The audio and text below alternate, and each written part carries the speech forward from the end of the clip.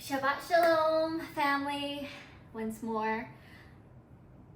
I know I mentioned already, but if you have a notepad or a calendar, it's encouraged to just have that beside you to record some important dates that will be mentioned in tonight's teaching. But let's jump right in with the blowing of the shofar and a prayer.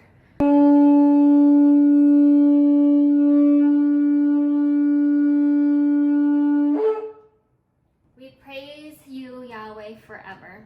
Thank you for calling us each by our names. May all who are listening continue walking in you, following the path you have shown us all throughout your word and through the perfect sacrifice of the Lamb, Yahushua. May your children hear your voice and have a natural desire to seek you and learn who you are. May all the spirits from religion be cast out. So shall this be in Yahushua. So shall it be. So earlier this week, from Monday at sunset to Tuesday at sunset, we had the blessing to honor and observe one of Yahweh's feasts, Pesach. And from this week's Tuesday at sunset, the 23rd, to next week's Tuesday at sunset, the 30th of April, we also have the blessing to continue and partake in the 7 days of Yahweh's feast, known as the Feast of Unleavened Bread. Now, you need to listen carefully because the teaching tonight has a lot of foreign concepts. From the Feast of Pesach until the end of the Feast of Unleavened Bread, his children are to partake in the breaking of unleavened bread for 7 days. This is essentially what many know today as taking communion. You may have already have knowledge in this or in communion from your past religion associations, but understanding and gaining wisdom from Yahweh and his ways will bring you to a far higher level in your relationship and walk in Yahweh, simply because there is plenty of revelations to discover, unwrap, and apply, as worldly religions do not touch on many symbolic events and messages that are hidden in the scriptures and are only revealed to the set apart. So taking unleavened bread and wine is a direct representation of being renewed in Yahushua through accepting that only in Yahweh is there found salvation, hence his name being Yahushua. And the act of naturally and spiritually surrendering your entire life to Yahweh shows you've accepted all that follows when you ask and receive salvation in Yahweh alone. To yield your life unto Yahweh and receive salvation, that is not the end goal. And there are many steps and a long journey ahead once you do so to live righteously in glorifying, serving, and honoring Yahweh. I personally don't believe there is one person who just asked and received for salvation in Yahweh without first knowing who he is, what it means and entails, or in other words, demands.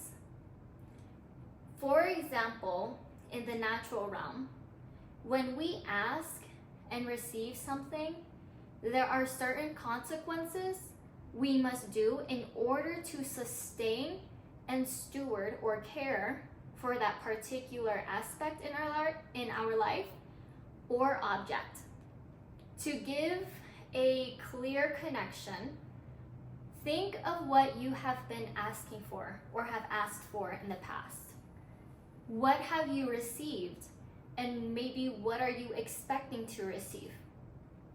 Such as a new job, a house, a pet, a spouse, a financial raise, long life, a healthy physical body, quality relationships, peace, joy, patience, and many more. every single thing and aspect in life a person asks for comes with either a blessing or a curse. The blessings and curses that come into a person's life doesn't just come in one figure. There are many things that come along with whatever we ask for and receive in life. So just as we should prepare ourselves to receive such a blessing and blessings, we need to prepare for Yahweh's feast days so that when the appointed times arrive, we know what we are doing, what we are having to do, how we are to honor it, and how we are to use those precious moments to glorify and serve Yahweh. And this is not just for his feast days. This should be your lifestyle. What you must realize is how the Feast of Pesach and Unleavened Bread reminds us that we can live righteously every single day, and how sinning can be prevented and stopped as we learn to live in Yahweh 7 days a week for all the days of our lives with zero yeast, spiritual yeast, inside of us. Meaning, no evil is being consumed, entertained, or tolerated in the spiritual and natural realm. You solely become consumed with the life that is gifted by Yahweh through his tree of life. In doing that, that is when you will truly understand what it means to have invited Ruach Yahweh into your life, Yahweh's breath, wind, and spirit, into your life, body, and soul permanently. Because once you ask and receive that blessing from Yahweh, you become set apart. Everything we think, everything you and I think is ours or yours, becomes his, and your body becomes his temple. Life goes from thinking about what we need to, life goes from thinking what we think we need and deserve to realizing that you and I don't need or deserve anything. You were created for Yahweh, not yourself, and definitely not mankind. Meaning your motives, intentions, desires, thoughts, actions, and words spoken need to start to become aligned, and they will stay aligned with Yahweh's plan, purpose, and will for your life. As you grow in Yahweh, as you mature. This will hurt, and it will be a slap in your face. And this is just the process and journey of dying to your flesh as you become set apart to do and to be a part of the kingdom of Yahweh. Yahweh is simply preparing you to meet him. Yahweh being your groom and you being his bride is the ultimate marriage and relationship that should be your only and top priority. If you share to people that your priorities are X, Y, and Z, etc., whatever we can have mentioned in the past even, and Yahweh is not the first mentioned, he is not your priority. I encourage you, if this is you, and you realize that you probably shared to someone that your priorities are these, and you didn't even mention Yahweh, and this is your reality, I encourage you to repent and seek Yahweh to help you understand what should be a priority in your life. Because when Yahweh is the only priority mentioned, all things he knows you need will follow. You just need to come to understand and realize that.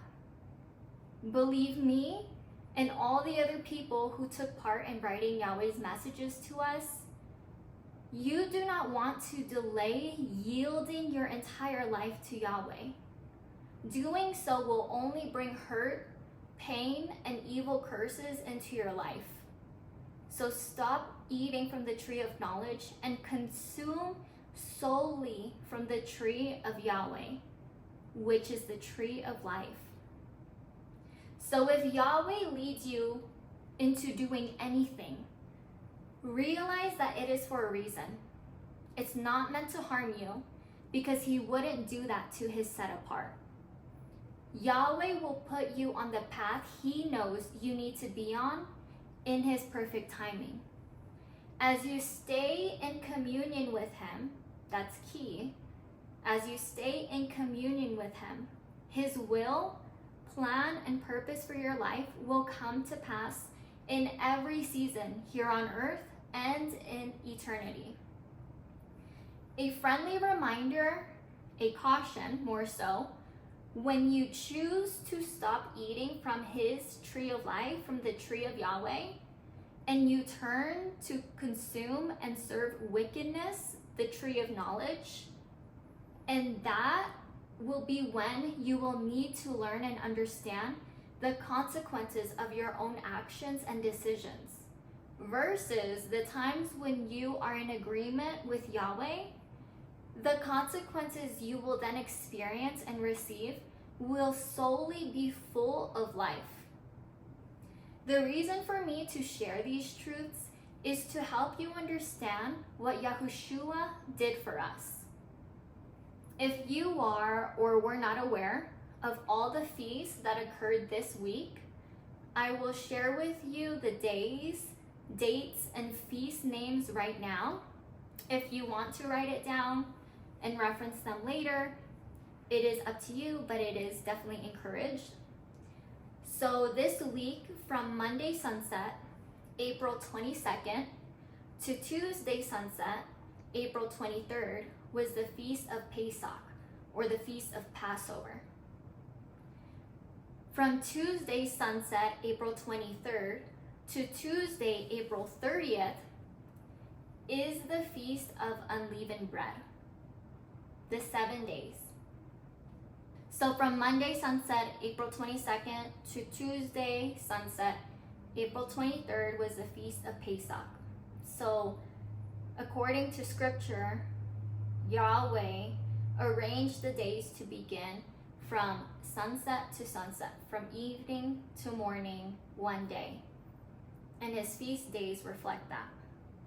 And so from Tuesday this week, sunset, April 23rd, to Tuesday, April 30th, is the Feast of Unleavened Bread, the 7 days of unleavened bread, as we should be partaking in the breaking of bread and drinking of wine in remembrance to Yahushua, and living a life with zero yeast inside of us, in the natural and spiritual. And this Feast of Unleavened Bread is a representation, once more, of living life righteously all the days of our life. If you can make it through these feast days, which equal 8 days technically, then that means that you are able to overcome any obstacle that comes your way. It doesn't matter what, because you have the equipped armor of Ruach Yahweh.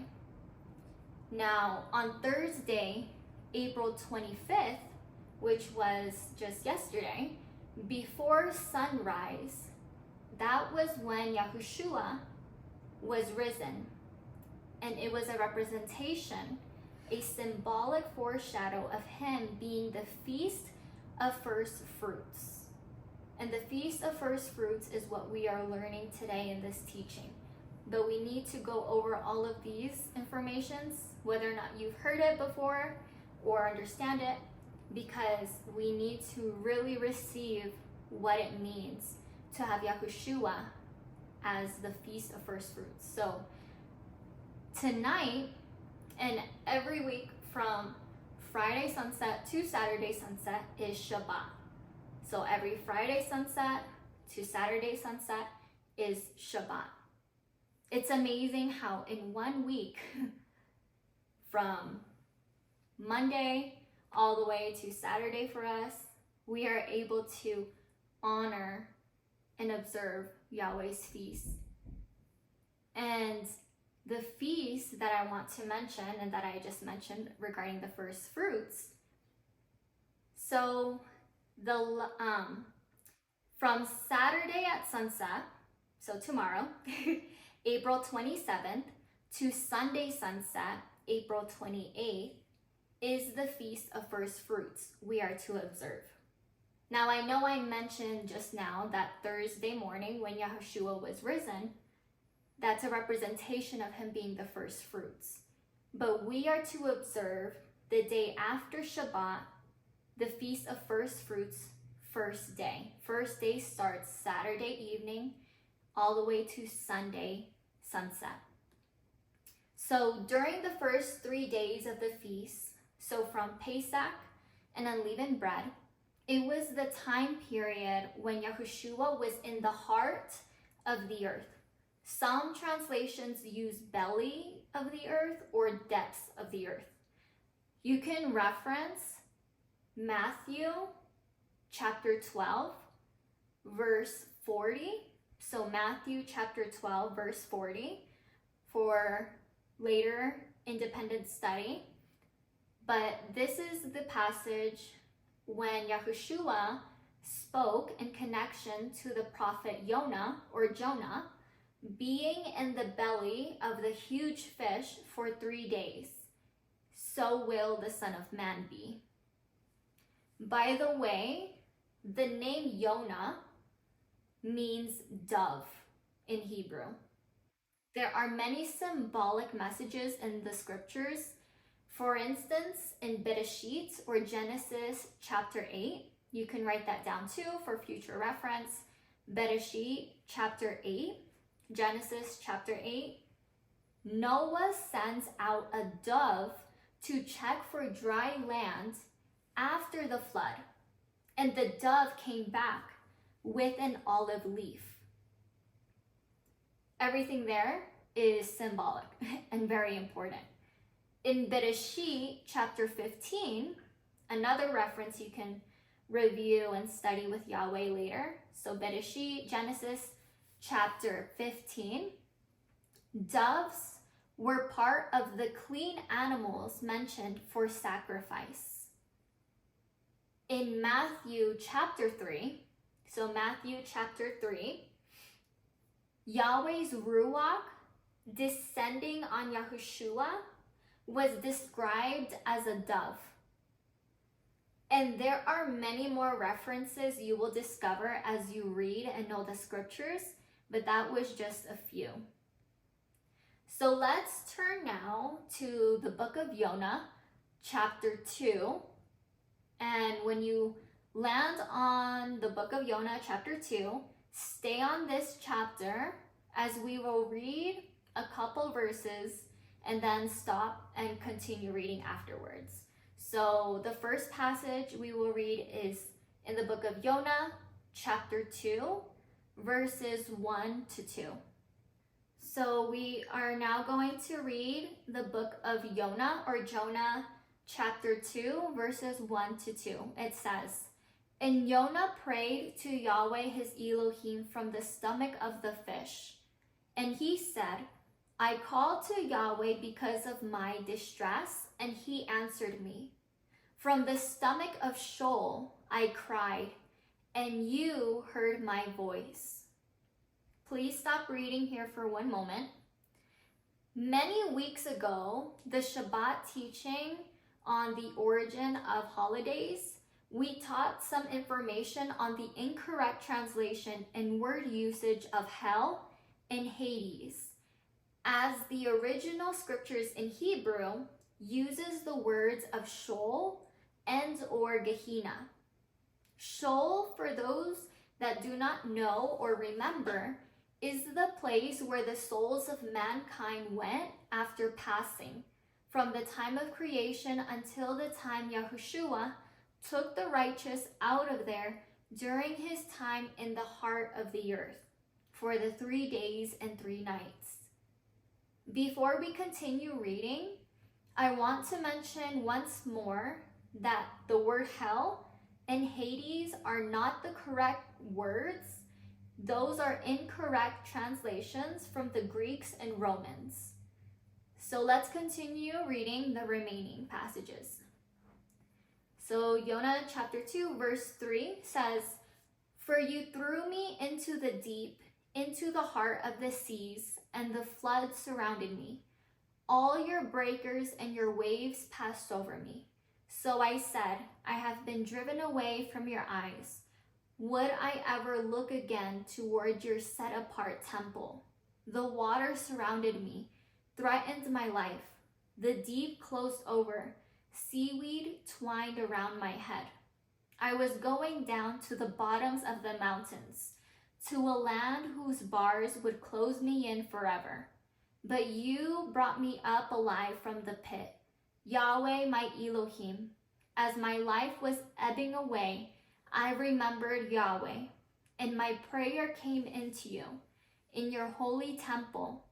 Those who worship vain idols give up their source of mercy, but I, speaking my thanks aloud, will sacrifice to you what I have vowed. I will pay. Salvation comes from Yahweh." Then Yahweh spoke to the fish, and it vomited Jonah out onto dry land. I hope that Ruach Yahweh is revealing some revelations to you. You can further study this independently, of course, as you should. But one key statement here is how Jonah proclaiming that salvation comes from Yahweh. Yahushua's name literally means Yahweh is salvation. So whose name and spirit are you proclaiming and believing in? What spirit do you proclaim became the Pesach lamb? Is it Yahushua who became the Pesach lamb for you? Or is it another spirit that is a false idol? Because the earlier scriptures proclaiming the name of Yahweh, believing in Yahweh being the one who grants salvation, the words in all the books that Yahweh has written out to us continuously reveal Hamashiach's name as Yahushua. Hamashiach meaning the Messiah. The students and followers of Yahushua only proclaimed and believed in his name. Yahweh Yahushua. Don't be deceived and fooled. We hope and pray Yahweh reveals himself to you and you no longer are spiritually blind or deaf.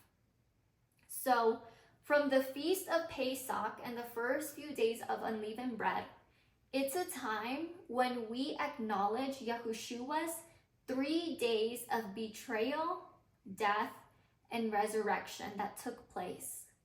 This 3-day period of Yahushua's betrayal, death, and resurrection took place this Hebrew year of 5784 is the year in the Hebrew calendar, from Monday evening to Thursday evening.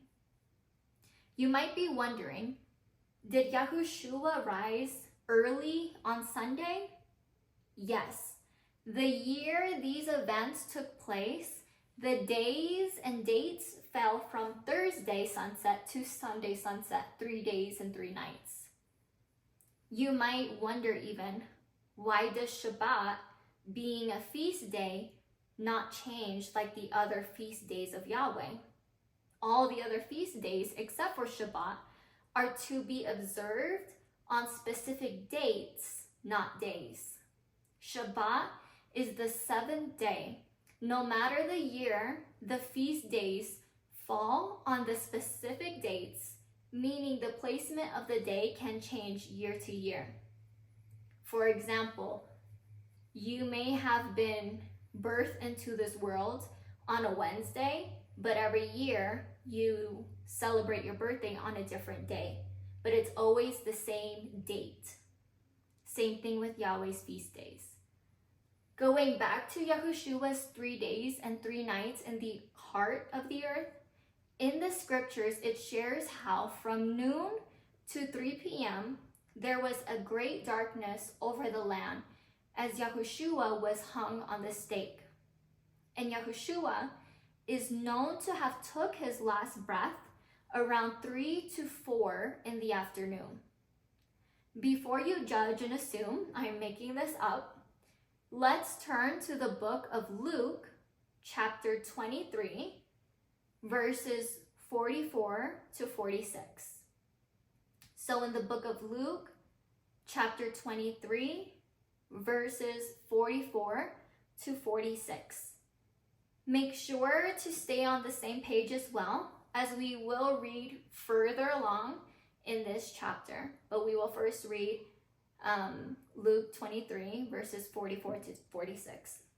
So it says here, it was now about noon, and darkness covered the whole land until 3 o'clock in the morning. The whole land until 3 o'clock in the afternoon. The sun did not shine.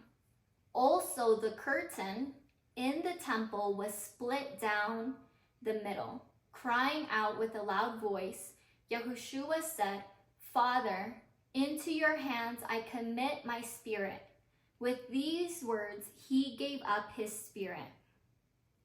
I want to point out, of course, we just read, as mentioned, it was between noon to 3 o'clock in the afternoon, and darkness covered the entire land. There was no sunshine whatsoever. In verse 45, where it says, also the curtain in the temple was split down the middle, your translation may say differently, but know that this curtain in the temple that was split down the middle is a Hebrew word that references the Holy of Holies in regards to the tabernacle. And so when Yahushua gave his spirit, there was the light that was shown. And so this was a very significant moment for everyone who witnessed this. And according to the calendar, this year, as mentioned, Hebrew year of 5784, Yahushua was risen this week on Thursday morning before sunrise. The placement of the dates will vary as it is according to the Hebrew calendar this year. However, in the scriptures, it shares how Yahushua took his last breath before Shabbat. So I'm going to repeat that. In the scriptures, it mentions how Yahushua took his last breath before Shabbat in the afternoon, as mentioned, most likely between the hour 3 to 4 p.m. So let's continue reading Luke 23, verses 50 to 56 this time. Now there was a man named Joseph, a member of the council, a good and upright man, who had not consented to their decision and action. He came from the Judean town of Mattityahu, and he himself was waiting for the kingdom of Yahweh. Going to Pilate, he asked for Yahushua's body. Then he took it down, wrapped it in linen cloth, and placed it in a tomb cut in the rock, one in which no one had yet been laid. It was preparation day, and the Sabbath was about to begin. The woman who had come with Yahushua from Galilee followed Joseph and saw the tomb and how his body was laid in it. Then they went home and prepared spices and perfumes. But they rested on the Sabbath in obedience to the commandment. What stood out to you while we read this passage? There may have been a few, but I'm going to point out a few. One, there was a wealthy Jewish Sanhedrin named Joseph, a member of the Jewish council, who believed in Yahushua HaMashiach and was recorded as being a righteous man. A reminder to not immediately assume, believe, and judge all Jews are living according to and under the law. That idea is anti-Hamashiach. because this right here shows during these days there were people who were part of the Jewish council who believed that Yahushua is HaMashiach, the Messiah. The second thing I want to point out, Joseph, he took part in receiving the prophecy and was used to fulfill the prophecy mentioned about Yahushua. And this I really encourage you to write down. It is the whole book and it is the whole chapter of Isaiah 53. So in the book of Isaiah, chapter 53, I highly encourage you to read this because it is a beautiful prophecy that was fulfilled, and a Jewish Sanhedrin, a wealthy man named Joseph, was part of this prophecy being fulfilled. The third thing I want to point out is it was preparation day and Shabbat was about to begin, meaning preparation day for Shabbat takes place from Thursday sunset to Friday sunset in our modern calendar. And Shabbat, of course, is Friday sunset to Saturday sunset. Yahushua did not have anyone Yahushua did not have anyone anticipate his return without a warning or expectation on a time frame. So he didn't have them guessing, as he was clearly sharing to him that he will return and be risen, the Son of Man, after 3 days and 3 nights. So his Talmudim knew that he told them this and remembered it. The fourth thing I want to mention, and the last, is Yahushua's Talmudim, his students and followers, also continue to rest and observe the Shabbat in obedience to the 10 Commandments from Yahweh. Meaning, if Yahushua and all his followers, even the wealthy Jewish Sanhedrin, Yosef, observed Shabbat on Yahweh's feast days during the times of Yahushua, those who state Yahweh's feast days are not for today, that means, including the Shabbat, they are believing in an anti-Hamashiach message that are from false prophets. We understand this can sound very foreign for many listeners. However, as we have stated in the past and will continue to mention, the calendar the world follows today is not the calendar established by Yahweh. Rather, it was established by mankind. To be specific, idol worshippers. What is important is that you understand that you must prepare, observe, and honor Yahweh's feast days in their appointed times, in the way that he instructed us to. It is easy for someone coming into following the ways of Yahweh to treat his feast days like a regular worldly holiday. But this is a reminder to not take the same approach. Rather, allow Yahweh's Ruach to reveal the conviction, and you receive it with a larger respect, understanding, and participation in his appointed feast days like never before. We will now read a passage from the book of Colossians, chapter 1. So in the book of Colossians, chapter 1, and I also encourage you to write down just Colossians if you want to reference that later on. Reading and listening to the entire book of Colossians is a beautiful message that will tie into the Feast of First Fruits. So we will read the book of Colossians, chapter 1, verses 12 to 15. We will stop briefly and then continue reading until verse 22. So chapter 1, verses 12 to 15. So Colossians chapter 1, verses 12 to 15 says, "Giving thanks to the Father who has made us fit to share in the inheritance of the set-apart ones in the light, who has delivered us from the authority of darkness and transferred us into the reign of the Son of his love, in whom we have redemption through his blood, the forgiveness of sins, who is the likeness of the invisible Elohim, the firstborn of all creation.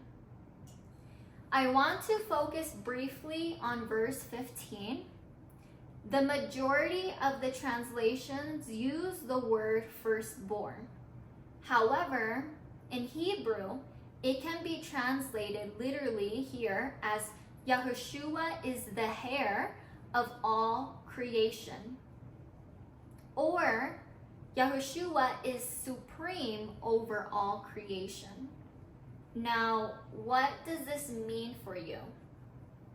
When you believe and proclaim Yahushua, meaning Yahweh is salvation, Yahweh will deliver you from the authority and kingdom of darkness and bless you with becoming his set apart, living with his light.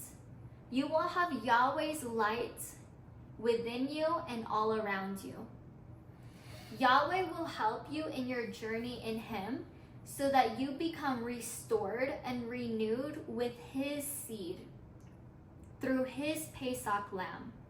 Yahushua's sacrifice as the Pesach lamb, you gain access to become made into his image and likeness as it was before the fall of mankind. Because Yahushua, Yahweh is salvation, was there before all creation, and Yahushua created all of creation. Let's continue reading verses 16 to 22. Because in him were created all that are in the heavens and that are on the earth, visible and invisible, whether thrones or rulerships or principalities or authorities. All have been created through him and for him. And he is before all, and in him all hold together. And he is the head of the body, the assembly, who is the beginning, the firstborn from the dead, that he might become the one who is first in all. Because in him all the completeness was well pleased to dwell, and through him to completely restore, to favor all unto himself, whether on earth or in the heavens, having made peace through the blood of his stake. And you, who once was estranged and enemies in the mind by wicked works, but now he has completely restored to favor in the body of his flesh through death, to present you set apart and blameless and unreprovable before him. In case you didn't realize or know, Yahweh offered himself for all his set-apart children.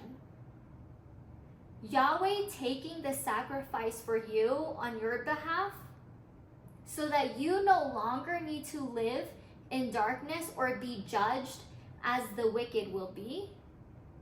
Yahweh in Yahushua, the creator of all, dwelt among us and took the punishment on your behalf, on our behalf.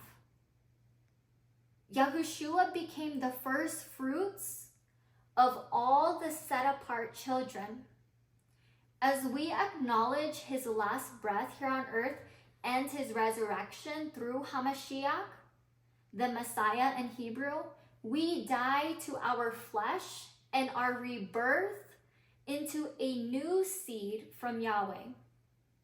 In Yahweh alone, not from mankind, not the first Adam and their fall. Let's now turn to the book of 1 Corinthians chapter 15, verses 20 to 23. So the book of 1 Corinthians chapter 15, 20 to 23, verses 20 to 23. The book of 1 Corinthians chapter 15, verses 20 to 23 says, "But the fact is that the Messiah has been raised from the dead the first fruits of those who have died. But the fact is that the Messiah has been raised from the dead, the first fruits of those who have died. For since death came through a man, also the resurrection of the dead has come through a man. For just as in connection with Adam all die, so in connection with the Messiah all will be made alive. But each in his own order.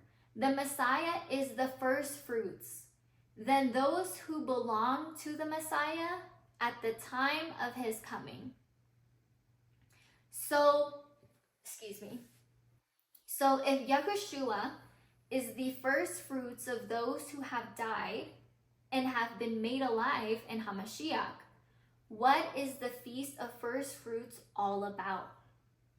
This feast is spoken about in the book of Leviticus chapter 23, which if you have not read that, I encourage you to write down Leviticus chapter 23. As you read it, you will understand better of how everything relates from the earlier scriptures and the feast days to how it connects to us now and in the later scriptures. Because everything in the scriptures are connected and they are alive. So when Yahushua was dwelling amongst mankind in the physical, he not only observed all of the feast days, but he did many miraculous blessings for his followers and students during those appointed times. When you read the book of Leviticus chapter 23, you will see how this feast does not have a specific date. However, you can connect the timing of it as it is 7 Shabbats or 50 days before the Feast of Shavuot, or in English, the Feast of Weeks, also commonly known as the Day of Pentecost. The Feast of First Fruits occurs the day after Shabbat, meaning the first day of the Hebrew week, Saturday at sunset. And when was Yahushua risen again? Yahushua was risen during that year, early morning before sunrise on the first day of the week, or our Sunday, early morning, the day after Shabbat. So keep this in mind. In Leviticus chapter 23, you will also learn how the followers of Yahweh were instructed to harvest and wave the first fruits of their harvest during this week too after Shabbat.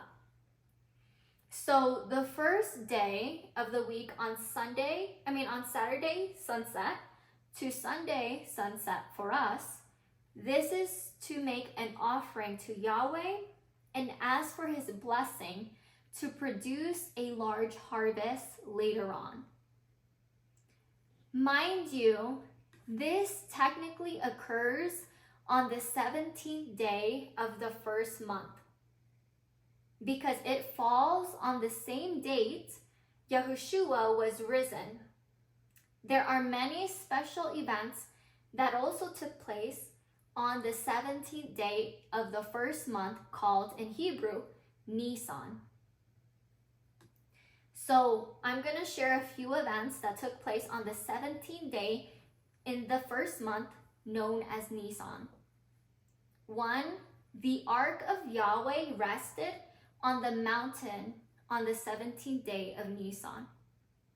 2, during the 40 years of the Hebrews preparing for the promised land in the wilderness, Yahweh fed them manna. However, Yahweh stopped feeding them manna on the 16th day of Nisan because they were able to cultivate and harvest from the promised land in the land of Canaan on the 17th day of Nisan. The third and last thing I want to mention that happened on the 17th day of Nisan is from the story of Hadassah or Esther. During the days of Yahushua being in the heart of the earth, the 3 days and 3 nights, the people of Yahweh during the time of Hadassah were told by Hadassah herself to fast for 3 days. Those fasting of 3 days fell on the same exact dates as Yahushua being in the heart of the earth. And on the 17th day of Nisan, Hadassah and the Hebrews, they were delivered and saved from the destruction of Haman's plans, as Haman that day was hung. Isn't it amazing how Yahweh works? All his feast days are significant, and there is something for us to receive from each of them, especially as we learn to apply them in our lives every single year. Is Yahweh, through his Ruach, revealing anything to you? I hope and pray so, because that means you can clearly hear Yahweh's voice speaking. If you haven't received any word from Yahweh, I encourage you to pray and seek Yahweh so you are led by Yahweh all the days of your life here on earth and for eternity. With that being said, the Feast of First Fruits is so symbolic, and so is the 17th day of Nisan, which is the Hebrew first month in the calendar year, as many massive events that were and are blessings to Yahweh's children occurred on the 17th day of Nisan. I'm repeating this date because it is something that I would encourage you to write down too, as you learn and seek about the events in the scriptures. So the Feast of First Fruits occurs on the first day of the week. It occurs Saturday evening to Sunday evening. And on Sunday, early morning, before sunrise, that is the time period, of course, as we know, that Yahushua was risen. Prior to that, he was 3 days and 3 nights in the timeline from the betrayal of Judas to the death and resurrection. And that occurred in our earthly calendar today on Thursday, April 25th, before sunrise. So these dates might be confusing, but that's why earlier in this message, I encourage you to write it down so you can reference what I'm saying. Despite the days changing year to year, the Feast of First Fruits is observed and remembered the week following Pesach, so after Shabbat. So in 1 week, we are to honor and follow Yahweh's feast of Pesach, unleavened bread, first fruits, and of course, Shabbat, within the same time period. Once more, you can reference this in Leviticus 23 for all the feast days. So, last week during the Shabbat teaching, we had focused on the feast of Pesach and unleavened bread. Because if we had shared also the Feast of First Fruits, it would have been too much information for most listeners. However, before we finish tonight's Shabbat gathering, you should be aware of how, in the past, the Feast of First Fruits focused mainly on literal grain offerings. It is known to be barley grain offerings. Yahushua changed the Feast of First Fruits forever when he was risen. His resurrection occurred. As Yahweh through Yahushua became the first fruits among all who were asleep.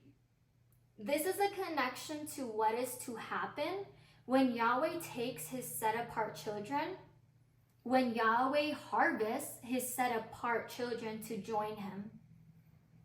Yahushua became the first fruit on our behalf, to be the offering for us. So when you proclaim the name of Yahweh, Yahushua, he sets you free from the destruction of all evil and all that the wicked will encounter on the day of judgment. Just like how we read in the passages tonight, Yahushua is the reason for us to observe the Feast of First Fruits. And this will occur after Shabbat, meaning this Saturday from sunset to Sunday sunset. Pray tonight and during this Shabbat to seek and hear what Yahweh needs as you're offering to him, as you honor, observe glorify the feast of Yahweh and him as your sovereign righteous king. Today's modern world, we are not growing or harvesting grain unless you are a farmer. We cannot do the same offering as it was told in the past. And with Yahushua being the fulfillment of the Feast of First Fruits, what can you do as an offering unto him? Whatever Yahweh leads you to do, honor it, act on it immediately, and do not question his instructions. Let him lead you and be the one directing you in this path. Yahweh's feasts, because you are honoring Yahweh's feasts and they are so important for his children to receive, there may be temptations and tests that will see if your faith is weak. You don't want to let that be a stumbling block. So all of these feasts in Yahweh are truly connected. They're significant dates that are set apart for Yahweh. A day for Yahweh's children to proclaim and remember Yahweh's instructions. Miracles, provisions, promises, and communion with Yahweh, the sovereign and righteous creator of all. Let us close now in prayer and just pray and meditate in Yahweh. We praise you, Yahweh. Thank you for delivering us from our decaying flesh. And we thank you for everything you've done and are doing. May each of your children fasten their entire lives onto your hands. As through Yahushua being our first fruit offering, we are now able to join you in experiencing the life you created for us since the beginning. May all who are listening receive the natural and spiritual offering they are to bring to you tomorrow. And may their labor be blessed and filled with Ruach Yahweh in complete abundance and prosperity. From your child's life, body, and soul, everything be blessed. We declare that Yahweh's Ruach, his breath, spirit, and wind be magnified and be made manifest in their lives every single day. We await the harvest ahead. We bless you, Yahushua. So shall this be. So shall it be.